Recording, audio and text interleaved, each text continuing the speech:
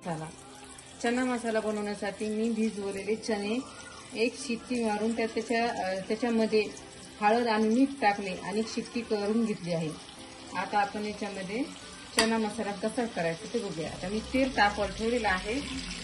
तेल पूर्णतः चांगलं तापलं की मी हा मसाला तयार केलेला। ह्या मसाल्यामध्ये काय काय टाकलेलं आहे, खोबरं घेतले, एक खोबरं घेतलं, एक कांदा घेतला, लसूण अद्रक घेतलं, कोथिंबीर घेतली, ते पूर्ण फ्राय केलं। फ्राय करून त्याची पेस्ट बनवून घेतलेली आहे।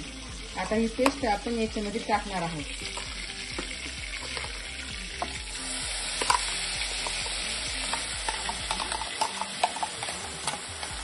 पूर्ण पेस्ट व्यवस्थित टाकून घ्यायची आणि छान फ्राय करून घ्यायची।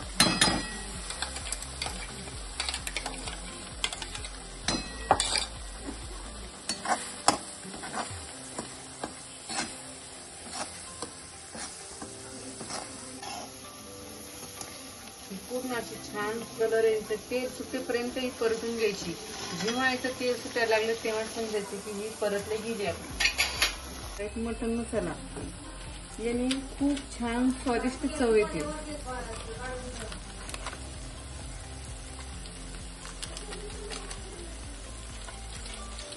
आणि आपण आता याच्यामध्ये सुहाना अंबारी मिरची पावडर टाकणार आहे। तेज आणि कलर पण भारी येतोय। हे बघा, एक चमच भन्नाट कलर दिसतो।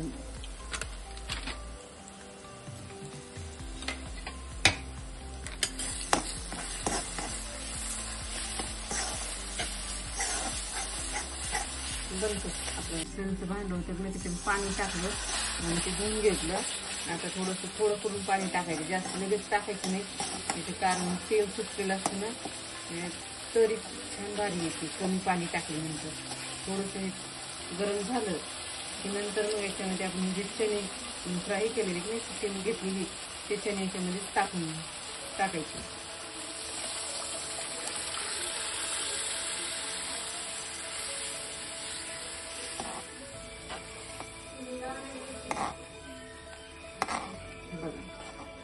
आता ह्या भाजीला किती कलर आलाय ह्या मिरची पावडरने, बघितलंय तुम्ही, तेज आणि रंगदार भारी लागते।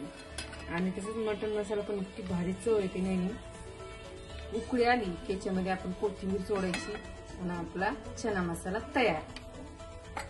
कोथिंबीर बघा आपली झाली आहे छानशी चना मसाला तयार। दिसतोय का नाही कलर भारी आलेला।